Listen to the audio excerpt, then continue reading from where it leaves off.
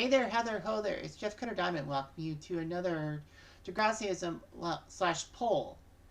So I did a poll. I thought about this a while ago, and I wanted to know who was the most insecure Degrassi character in history. Now, I did a post a couple weeks ago saying, well, who do you think was the most insecure Degrassi character? And give examples. Like, it wasn't a poll, it was just a, like, who do you think it was? And all that. And people gave names and all that. Gave me 15 names. So what I did was I put 3 polls of 5 up. Well, a couple of them were based on era, and then one was just a cross-pollination. So what I did was the top 2 in each of the first 3 polls would get into the final 6. And would go from 1 to 6. So those would be ranked from 1 to 6. Whereas 3rd and 4th place would be ranked from 7 to 12. In the 7 to 12 poll to make it a top 10. And then the other 3 would be eliminated. So I did that, and you'll see the poll results at the end of the video. Of course, to prove that I was not kidding you and all that. The fact of the matter is that insecurity can be defined by a lot of things and can be interpreted by a lot of things. So practically that's why, I gave a reason for who I thought, like, why I thought this person was insecure. So in the 7 to 12 poll that got 91 votes, Craig was in the 7 to 12, but he did not make top 4, so that means he misses out. And Craig, his insecurities was because his parents both were dead because his mom died of something while she was married to Joey, and his dad died after his anger got him into a car crash. And maybe that's why Craig has troubles with relationships and trying to keep relationships and all that. And just missing out on the top 10 by 1 vote, and you'll see it at the end of the video, the result, is that Adam missed by 1 vote. His gender identity and trying to fit in. I figured this would be a slam dunk to be in the top 10 and all that because of the whole fact that we live in a society of gender identification. But no, it missed out. Alright, so here we go. The votes at number 10. At number 10, with 12 votes, was Sig, trying to keep a relationship with Maya. Now, Sig seemed to be a caring boyfriend at times, especially to Maya, but his jealousy towards guys that Maya was with when she wasn't with Sig caused a lot of issue. One of the big issues was when she was with Cam, and that, his jealousy got Cam to overreact to something and may have split up Cam and Maya. Of course, Sig adds on to his insecurity by telling Cam to stay out of Maya's life forever. Sig, unfortunately, doesn't know it, but that was the last straw, and Cam decides to off himself in the J.T. York Memorial Greenhouse. So that's what happened. And Sig did apologize to Maya, saying that he may have caused the issue, but Maya brushes it off. And yes, Maya is in the top 10, by the way. But anyway, Sig would show jealousy even when Maya was chasing after Miles and her trying to protect Miles. He showed a little bit of jealousy towards that. But he does get Maya in the end, kind of because Sig was not happy with Esme's bipolar things and wanted Esme to get help. Number 9 on the list with 17 votes is Emma, who I was hoping would be the one for the 7 to 12 poll to be number 1, but no, number 9. I said her insecurities were bossing people around and dealing with the PTSD with the Rick situation. She was insecure in that. Like bossing people around, you could also say her trying to keep a friendship / relationship could also be that way too.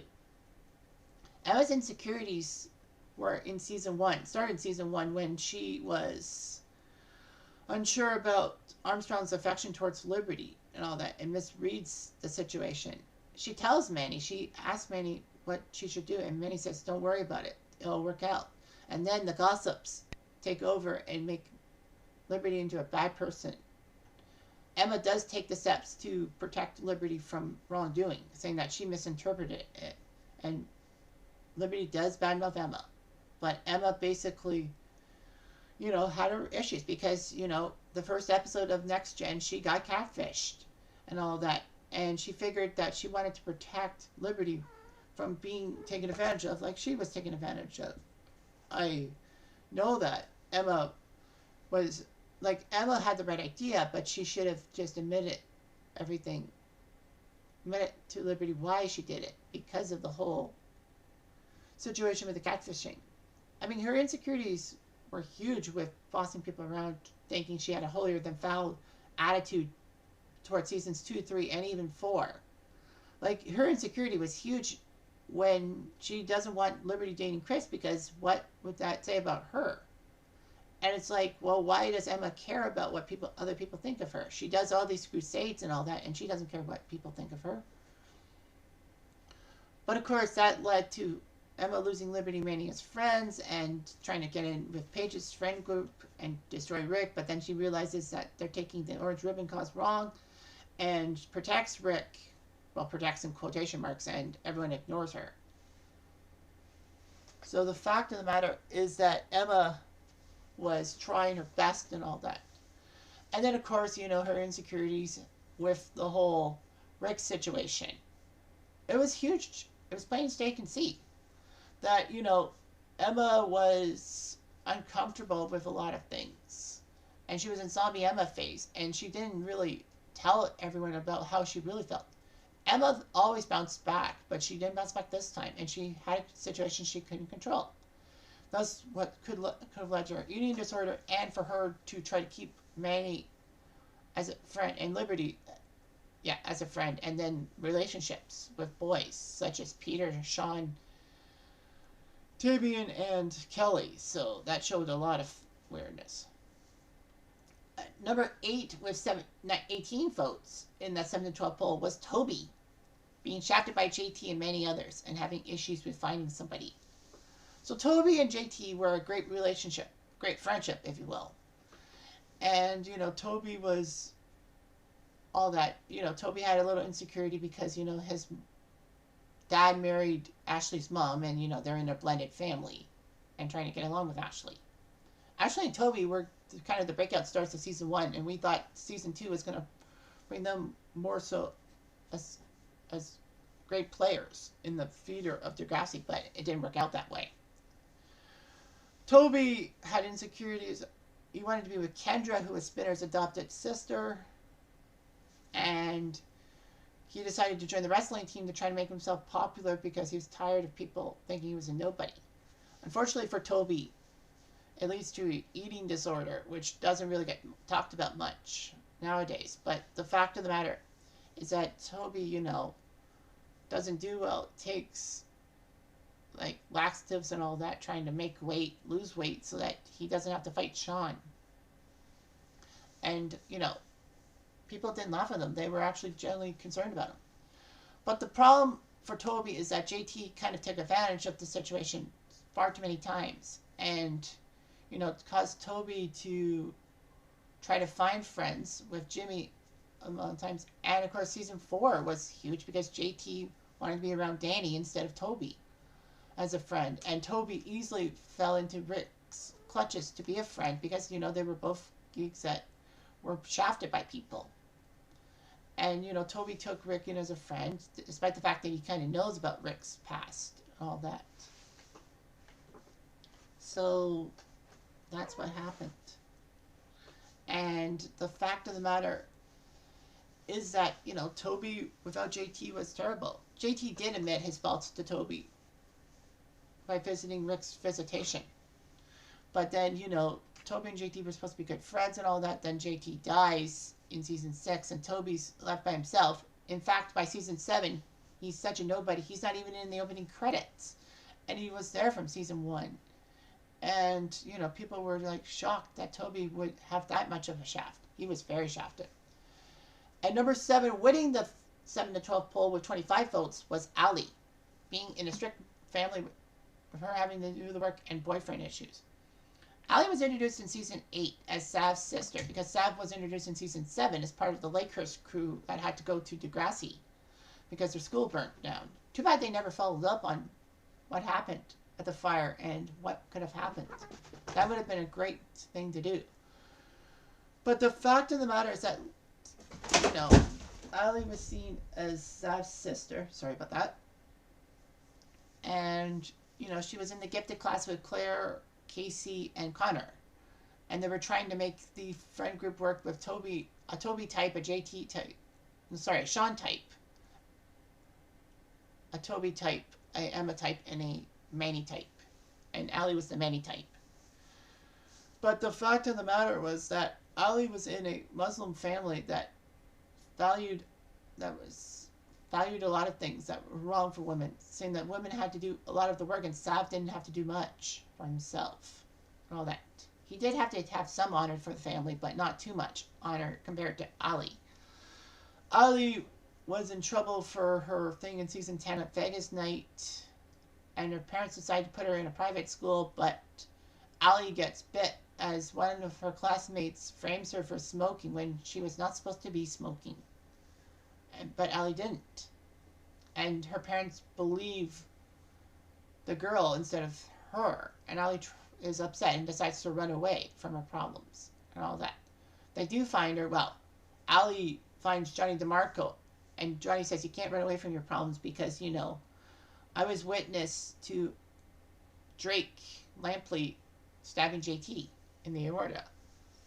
So logically, Allie went back home. Although her parents were kind of softened and go to family therapy to try to fix the problem. The father was a little better, wasn't perfect, but he was better. He made a more concentrated effort. Allie was making a more concentrated effort, and she was actually making a bit of a comeback. And then the writers had her marry Leo in season 13. And it's like, my God, what is going on? So anyway, Allie, try as she might, she had a lot of insecurity. Alright, so let's go to the other side of the coin. Let's go to the 1 to 6 mine. 102 votes came in. There was actually a tie for third, which I have to break up. So anyway, let's do it. Alright, so number 6 with 7 votes in the 1 to 6 vote was Maya. I actually thought Maya's insecurities was going to get her into the top 3. Personally, if I was thinking that way, I would go Maya as a top 3 for character thing. But it's what the Reddit poll says, so I can't really do too much about it. So yeah, the camp situation and trying to protect people is what I wrote in the brackets. Maya was a decent girl. She was introduced as Katie's sister, like season 11, and she was okay. And then she found her first love with Cam, who came over to play junior hockey and all that. He came from Kapuskasing, about 10 hours northwest of Toronto. And then the fact of the matter is that, Maya fell for Cam. Sig was a little jealous and tried to break off Maya and Cam and all that. So he seemed to have done it and got under Cam's skin and made Maya kind of hate on Cam. Cam does apologize to Maya for everything, and Maya accepts it. And then when Cam texts her that it's over, after Sig gets under his skin, Maya finds out that Cam had offed himself in the J.T. York Memorial Garden via Snake, but she's indifferent, saying, can I just play my cello? I need to practice it. And a lot of people were upset that Maya had few words for Cam and all that at his candlelight vigil. And Maya said, hey, he was selfish for killing himself. I would have helped him and all that. And, she was right. Maya was right that, Cam should never have killed himself. So, Maya had the things, and she tried to move on from Cam and all that, but found out through the next season she couldn't, and blast her family for blasting her by saying, Cam broke up with me over text, and I'll never be happy again. It's like, gee, Maya, make a concentrated effort. So Maya kind of loses it, and, she struggles with things, especially season 14, She's with Miles, but finds out that Miles is exhibiting behavior kind of similar to Cam, and she has dreams that Miles would jump off the balcony or slash himself with a skate. That's what Cam kind of did. So she envisioned that Miles was going to go down the same path as Cam and try to do everything in her power to try to prevent that, even though it meant that she was obsessive AF. So the fact is that, that was huge. I mean, it took her mom and the policeman to step in and tell her that it's fine to help Miles, but don't put yourself in a bad situation. And, you can't help someone who doesn't want to be helped. So Maya, after having a nervous breakdown and all that, decides to finally tell Miles to get his help. And then fortunately, Miles does get his help getting rid of his dad's pressure on him. And he tells Maya to check up on him. Maya just scoffs and laughs it off. And I think Maya was just happy that she finally alleviated her guilt over Cam. And that's what we thought. But a few seasons later, we find out that through a bus crash, and all that, Maya had her bad thoughts popping in her head, and she decides to off herself on a abandoned school bus.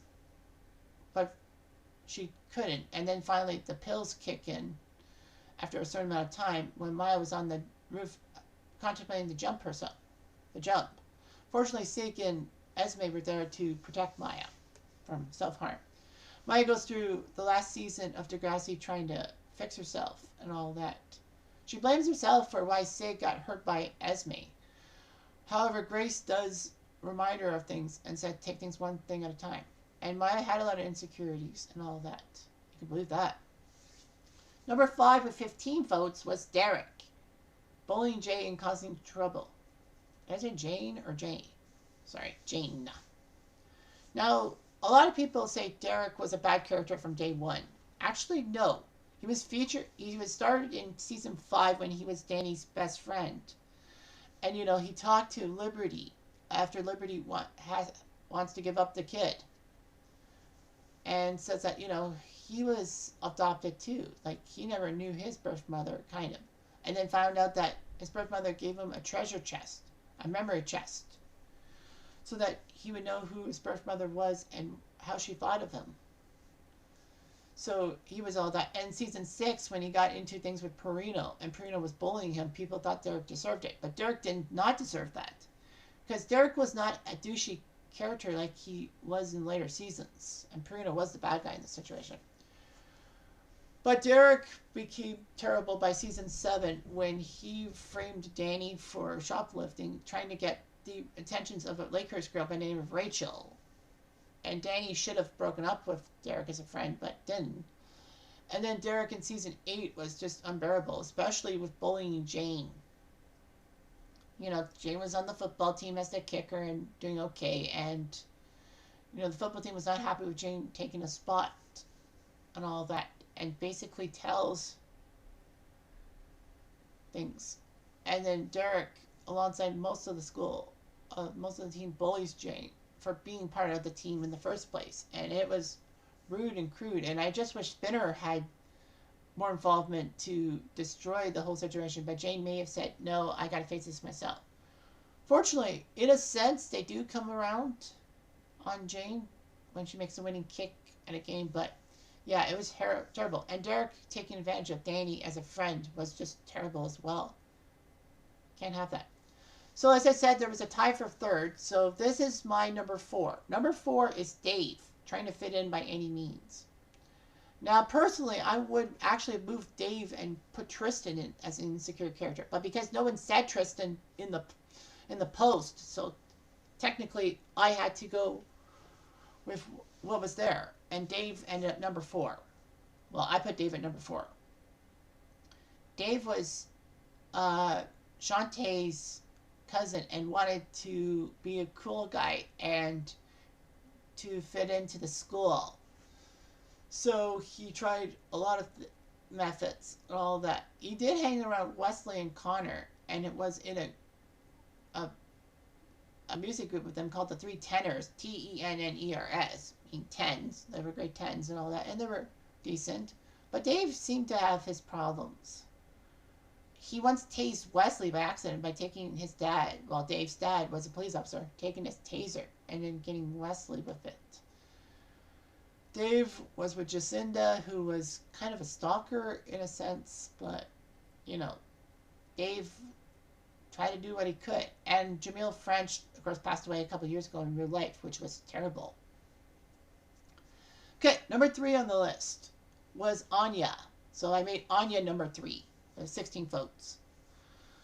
Being under Holly J's shadow plus issues with Sav. That's what I put in the brackets.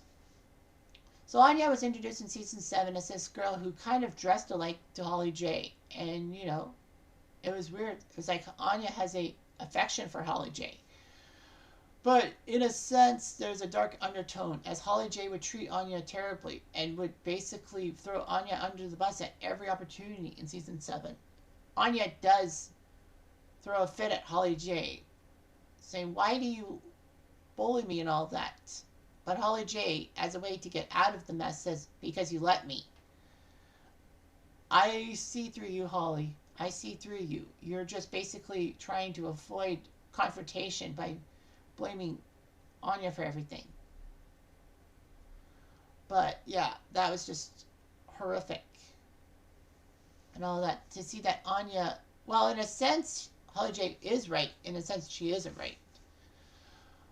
Like, I think Anya just tries to be with Holly J so that she can fit in and, be a social hierarchy. Of course, Anya has problems at home with her mother, health issues, her own mental issues. Anya did. I think she had a learning disability. Am I right? But the fact of the matter is that Anya, be under Holly J's shadow and Holly J treating her like crap led to Anya's major insecurities. And then, she wanted to be in a relationship with Sav, but Sav's parents did not agree with it. Anya said she would read the Koran and do whatever it takes for them to like her, but she gets shot down. She's upset that Sav wants to be with his arranged marriage, in a sense, instead of her. Anya does lie a few times and gets into trouble. But the fact is, she was very insecure about herself. And the fact of the matter is that, she wanted to prove herself to people, but she failed miserably. She even went to the army at the end of her Degrassi run, which is like weird because she likes taking orders. In a sense, it's not a good thing, though, too. But whatever. Anyway, number 2 with 18 votes was Manny. Manny, her perceived sexual taste amidst strict parents. Now, Manny didn't seem all that insecure in the first few seasons of the show. It was okay. She was fine. However, we learned about by season 3, Manny shows a sexual appetite. She wants to go after Sully, and after Paige tells Manny that Sully will not put up with cuteness, he'll put up with girls who can put out, if you will. She decides, sure, why not? I'll do it. And that's what she does. She wants to go after Sully, and she sexualizes herself, with the thong outside the pants, which is illegal in schools. Trust me. And the fact of the matter is that, Emma was worried about Manny parading herself like that. And Emma had the right idea, but wrong execution. So, logically, Manny finds Craig, even though Craig was supposed to be with Ashley. They have that love triangle, and then Manny ends up getting impregnated by Craig and doesn't know what to do and all that. They might want to have the baby, but after Ashley spills the secret and all that, Manny's not so sure. They try to take care of Emma's brother Jack when he was an infant, but they fail, and unfortunately, they don't want the kid. And Manny says that, she's scared of telling her parents because she had a cousin who was sent to the Philippines for being pregnant. Fortunately, her mom finds out, but her dad doesn't, and she gets the abortion and all that. She still tries to find a guy to be around and still has feelings for Craig, in a sense, in season 4. Season 5, she had a lot of insecurity to do with the fact that at a party, Emma blew her off. But people don't realize that Emma wanted to protect Manny, but Manny said she was fine and doesn't want Emma near her. Which is fine, like, I get it.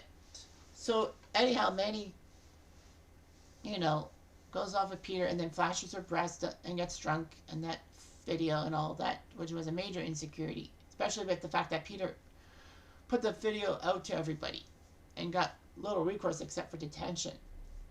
Manny was feeling terrible. Her parents were upset with her, mostly for being an actress instead of, you know, doing her grades and all that. And her father just basically kicks her out, and her mom doesn't do anything to squash the situation. So Manny moves in with Emma after Emma realizes that she should be a good friend and help Manny out. And then, you know, she stays with Emma for a year plus until the JT stabbing, and Manny decides to move back home, leaving Emma high and dry, and Emma to overreact to things. Emma had a point to get mad because, after all, it happened at a party that should not have been thrown at her house, and it was steps from her house. How could she not freak out? Although her way of freaking out was terrible. So, you know, Manny still wanted to be with Craig. She couldn't find a stable relationship for like season 6 and 7 and 8. Especially in the Degrassi Hollywood movie, she was with Mick, and he basically blew her off and left Manny high and dry with insecurities. And then once she finds out that her movie role was given to Paige, she goes back to Hollywood to try to get the role back. And, you know, she kind of gets it back, but through Paige's intervention. So, yeah, she had issues. Excuse me. And finally, number 1 on the list, with 30 votes, was Riley. His homosexuality and family pressures got to him. Riley was introduced in season 8 as the star quarterback for the Degrassi football team.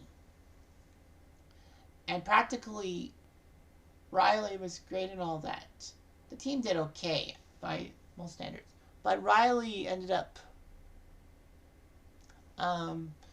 hiding something.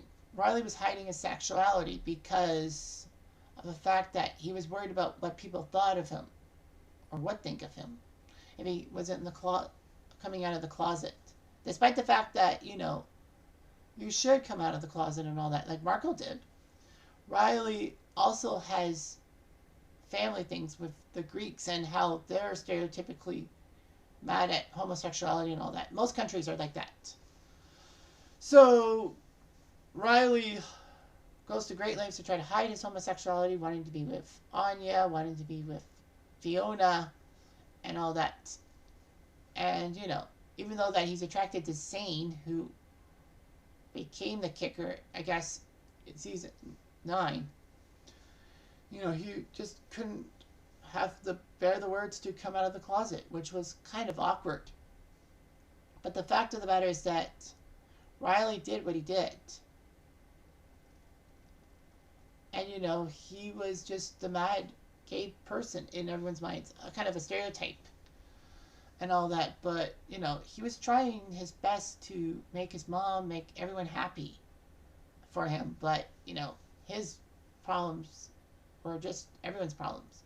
And, you know, Riley was insecure about his personality and all that. I know the actor did a good job with him, but the fact is that Riley is the most insecure. Well, I disagree with, personally, I just say it could be Maya or Tristan, the most insecure character. But the fact is that this is a Reddit poll, so the Redditors had their say. And that's all there is to it. Anyway, I'm Jeff Diamond. I do.